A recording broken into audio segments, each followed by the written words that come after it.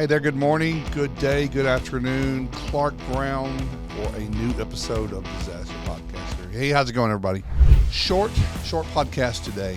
I usually run these into 35 or 40 minutes, but I'm actually cutting a short one today. I want to kind of try out getting straight to the point. Don't have a guest, don't have a real serious topic today. I just want to kind of go over some musings that I have. I was typing up and contributing to some blogs that we've got to get posted out for the next couple of weeks, and I'm going to put them down in the bottom here today. I just want to kind of recap last week or two, what's been going on. I really want to ask everybody to share this with people, and not just because I want more likes and clicks and subscriptions and all that, but a lot of people I just keep finding out just don't know that we have a podcast, and they said I would listen to that in my vehicle. So, if you find value and you enjoy your time listening to what I have to say, which I don't know why you would, tell a friend, share with a colleague, let somebody know. Just find out every week that we talk about some things that a lot of people are trying to find answers to. It's going to bring me to a big subject today. First, I want to talk about you ever have those weeks that are just incredible, but they're exhausting?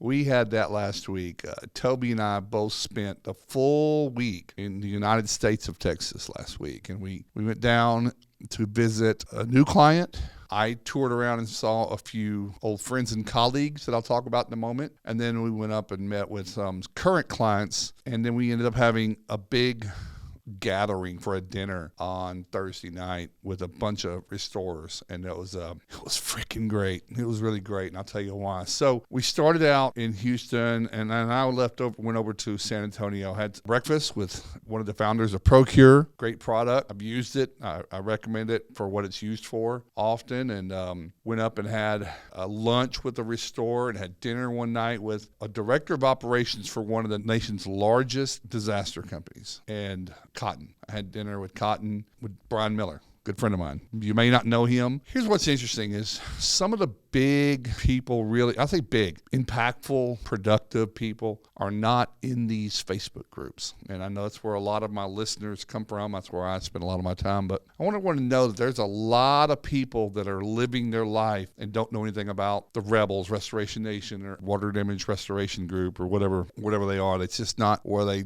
dive in. Doesn't mean they wouldn't. Some of them aren't on social media at all. So we went up, saw some folks in Dallas, and then we had a big dinner on Thursday night, as I mentioned, north of Fort Worth at a place called Babe's Fried Chicken. And let me tell you what, it was the wrong week for me to start a carnivore diet where I couldn't eat carbs and sides, because that's what they specialize in. Anyone that's ever been to Babe's or knows about Babe's in Dallas-Fort Worth area will know what I'm talking about. It was pretty epic. It was really epic, but just a great time. A bunch of guys and gals that had never met one another. Some of them have. Some of them knew each other by reputation. And it was a 3 hour dinner. They always are. Restaurants hate us because we take up a lot of table space for a long period of time, but we tip well. But they just made some new colleagues, communications, people that never really thought that they would want to talk about certain things with someone else. They did. But I'll tell you, throughout the week, something that spawned me to make this topic today, and I have a blog that we wrote today. We're editing. We'll produce it in a few weeks, but I'm going to link it down below if you want to read it. You'll get a sneak peek of it before it goes live on the website or mass mailing or whatever format that we put it out in. It's called Unsocial Media and Misinformation Highway. So let me set this up. Last week, I was talking to, 5 or 6 restorers that were brand new into this industry. And I say brand new within the last 2 or 3 years, still drinking from the fire hose, still learning something every single day, searching for what they don't know. A lot of people are ailed by, what do I not know? Because this business is complicated. And you might go to the ICRC and still walk away knowing something, but not nearly enough. And it's why I made a post a few weeks ago that ICRC, their certifications are not education. Some people got their really, really, really G-strings tied up in knots, but it was halfway of a witty post. Of course, I think that their certifications are an incredible part of your education, but it's just a step. It's not enough, and it certainly doesn't match experience and application of what you learn. So, but I just noticed a lot of new faces last week spend a lot of time in these groups, and they've all had similar experiences to where I'm sure you are going to relate to. Number one, I called it unsocial media. It's amazing to me that grown men and women will treat other people that they've never met the way they do on social media sometimes. Things that they would never say to anyone face to face, whether it be cowardice or whatever. But just the sheer audacity of being so condescending and sometimes downright nasty has always perplexed me. Now, I think that there's a way that we might give some advice that's sage sometimes. It may come across that way. I'm not talking about answers that are black and white saying what you've been told is wrong, et cetera, but telling people they need to get out of the industry, they need to go back to school, what kind of idiot are they, et cetera, talking about their family. I've seen it all. The Rebels group. Why do you think I left that world? It was so toxic, so debilitating. What you're doing is someone new comes along that's seriously looking to try to learn something new, and they're met with dozens,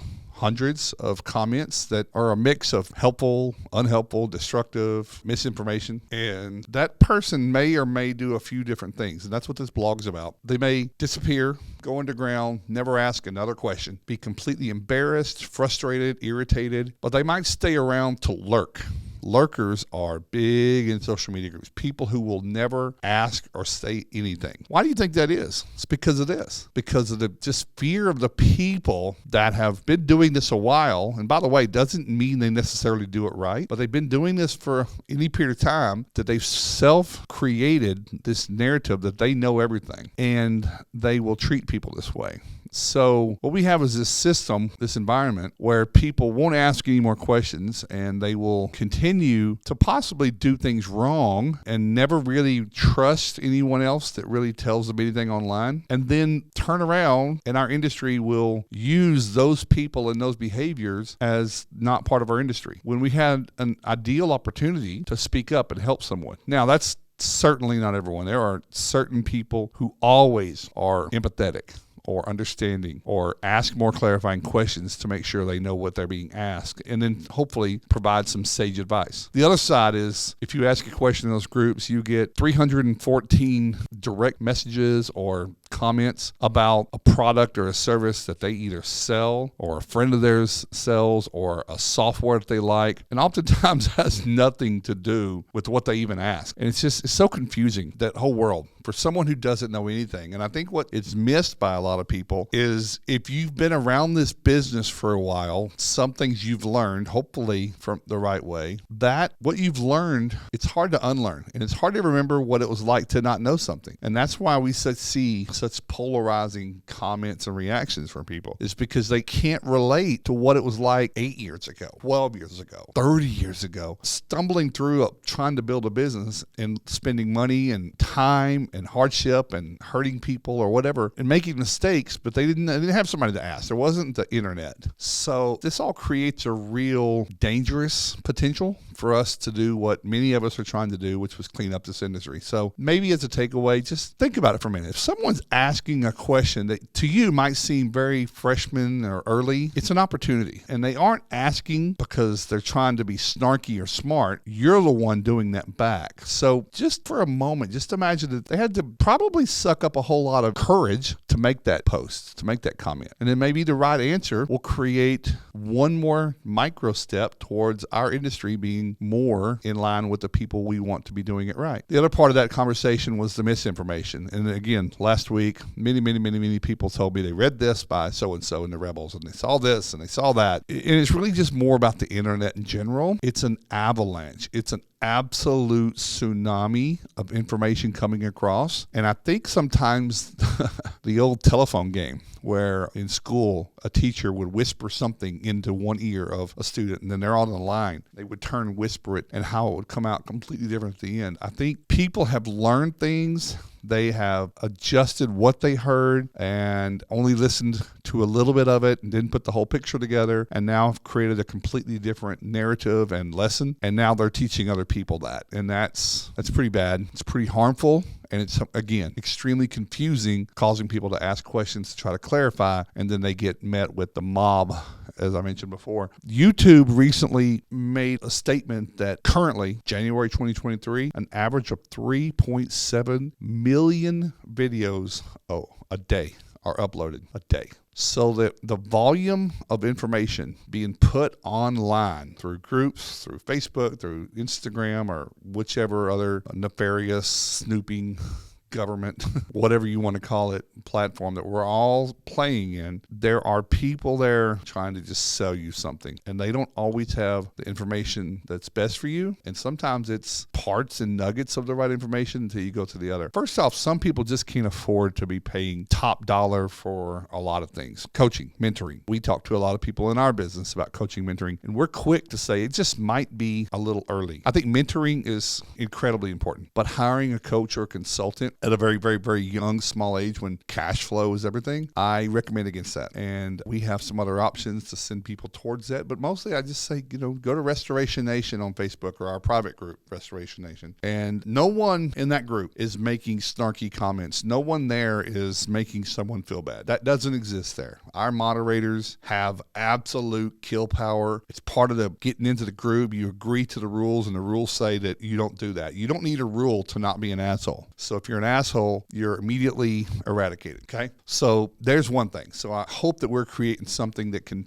start to change what I'm talking about. But not everyone needs a coach. But the pain sometimes is so bad, and sometimes the commercials are so good, or the advertisement so deliciously look like they are great, that people spend a lot of money on something that there's really nothing behind the curtain. So last week we talked a lot about with people who had been down those road, had clicked the bait, took the bait, clicked on this, got lulled into the big promise to not have anything really to show for it after spending a lot of profit. So that's the world. That's just how it goes. Shame on you for not checking references. If a person is promising big results, ask them to provide you with a handful of people to contact without telling you which ones. Here, call one of these 6 people and ask them how it's gone for them. Ask them what they're doing, how it went, what challenges they still have. Those are the validations that people need to have before they just believe what someone says. So I really wanted to talk today about the internet in general. It's full of misinformation, fake news. There's not a day that goes by that someone says they heard something and it's not true. But Facebook said it. Certainly not true. So I just tell everybody to trust but validate. Another thing last week is it again confirmed some of the biggest things that I would say, if I put them in order 1, 2, and 3 of things that restorers are struggling with and asking how to overcome. Number 1 is really a close one with number 1 and 2 because they are connected. But I would say, I know when people talk to me because I hear a lot of content, but people say client onboarding. How do I control or set up the narrative of how I'm going to bill and what my company will and won't do? These carriers, these TPAs are calling me and putting a wedge between my customer and I and blah, blah, blah. All this is onboarding. And I can't tell you enough. If you do not have a dedicated process and really a lot of training from wherever, create your own. Just identify what you want your customer to hear and know, and then figure out who is the best person on the team to repeat that to them over and over and over. How you get your entire team to follow that train so that when these problems do come up with the carrier, which they are going to, the carriers are not going to just one day just give up and say, hey, you guys just talk, keep what you're billing for. It's okay. But you want your customer to say, yeah, I was ready for the carrier to say that. I understand the carrier's trying to cut your bill because for no good reason. So onboarding. If you want help with that, of course, we can help you. Restoration advisors. Followed number 2 closely is getting paid and avoiding the insurance company or TPAs or whoever of contacting you, writing checks to your customer for undervalued claims, et cetera, et cetera. It goes back to number 1. You're not going to stop them from doing it. It's a machine. It's a train. It's a heavy train with 400,000 cars. It's not going to stop. It's just going to keep going. It's going to run you over. But you can figure out how to get off the track with your customer and be on the side and safety. Well, I'm mixing up some metaphors now, aren't I? You can learn how to divert some of that and be prepared for it. And also, I would say the big overlooked benefit of client onboarding is it allows you to identify the clients that might not be a good fit. for your ideal client, the people who value what you do. You're going to get a bunch of people who don't, and they're the ones that are more than happy to keep the check when they get it from the insurance company or not pay you at all. You don't want those. And then the third biggest topic that still comes up all the time is the how to not use Xactimate for mitigation. Absolutely 100% certain that mitigation does not require the use of Xactimate. It's much, much easier if you don't. And that's either in T&M of some sort or line item or hybrid or something like that. But I've now helped train hundreds, and others have too, hundreds of restorers who just have vacated Xactimate for mitigation. For reconstruction, it still makes sense. I would recommend you really, really know your numbers and modify your price list. That being said, if you're going to continue to use Xactimate, make sure you're making a profit. Make sure I don't mean just adding line items for things that don't exist. Everyone says, the Xactimate, I can find things on the list to keep adding on. Well, is that really the right price for the job? I don't know. Are we just playing the game? Are we fluffing it up just so that they take it down? We're back where we wanted to be. That happens a lot. But it's really the ability to price the job on the front side with T&M or line item or something, getting an actual contract, which goes into your onboarding, to not having, you don't even have to sketch except for the moisture mapping. All the sketching, measuring, going back and sit in front of the computer, whether you have someone that you pay to do that, by the way, who usually is not billable to the job, or you, the owner or the leader of your company, sitting up doing it when you could be doing many other things that bring revenue. That's just a wasted thing. But that's just number three. That's the number three thing. Those are the top three things that I still hear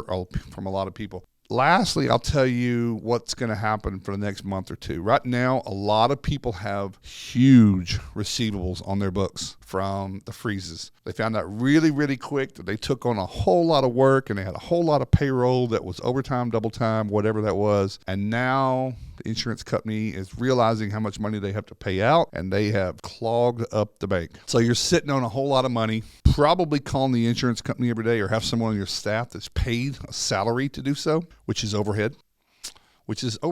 And you're having them call, but no one's calling the customer. Have the customer call their insurance company and demand payment, because you should have terms. But a lot of people are hungry right now and really, really tight with cash, and they know they're going to be getting the next month or two, so that's okay. But then you're going to have a whole lot of money in the next month or two. A whole lot. All your profit. What are you going to do with it? Are you going to put that back into your company, into marketing, and try to update your marketing or improve what you're doing, or maybe bring aboard a business development person and get off of programs if you are, or find ways to be more profitable, or implement new things, or maybe change to a software that shows you the right information so that you can make better decisions? What are you going to do with that money? It's interesting. Maybe you're buying more equipment. Maybe you found out during the storm that you were just incredibly short on equipment. You had more opportunities than you had equipment. Well, that's good. But I would warn you, this is advice to anyone, before you buy pallets more of equipment for next year's freeze, because you aren't probably going to see another case where the next couple of months where you maximize everything again. I don't know that I would necessarily put all my money into that right now. Maybe that's a late summer thing if you think that's going to be a cold winter again. But how about between now and then, you put that money into a strategy to create a whole lot more calls. So maybe you aren't relying just on the freeze so that you get calls when it's slow all the time. I'm not going to sit here and do the whole plumber deal. There's a lot of places that you can get a lot of new work. So that's it for the podcast today. Real light, a couple of 20 minutes or so. Just wanted to kind of go over the unsocial media, misinformation highway, and circling back around that. How do we stop it? Don't let people treat other people like shit. Step up, say something, call it out. Be a participant in the groups. Don't just lurk. Lurkers are 95% of the groups. They just sit there and they soak up information, and hopefully they filter it with what's good and what's wrong. But how about contribute to it? How about more good quality people are in the groups or in the forums than not? Imagine how different that would be. Imagine the impact on the society of it all. Maybe that's my challenge to you is jump in. You see all the comments. You see all the problems and the blocks in the road. Maybe you've got a way that you've overcome some things. Maybe others do too, and it's been said, but the more people that say the same thing, or at least somewhere in the same realm, the more believable, the more we help other people. If you don't want to help other people, that's fine too, but we're probably not friends. That's it for me. Closing out for the week. I hope you enjoyed the podcast. If you don't, please let me know sometimes I have great things to talk about. Sometimes I have great guests and sometimes I don't. But if you've got something that you would like to see a deep dive into a topic or have a conversation about something, if you'd love to be a guest, please let me know. Drop a comment, send us an email at restorationadvisors.com on our contact page. However, get a hold of us through socials, whatever. But we would love to really, really make our podcast something attractive for everyone and something for everyone. So that's it for me. Take care. Check us out at restorationadvisors.com. And if we can help you with anything, check out our online courses and document packages. Everyone is seeming to have a great thing to say about the ROI on those things. So if you want to check those out, feel free. Take care.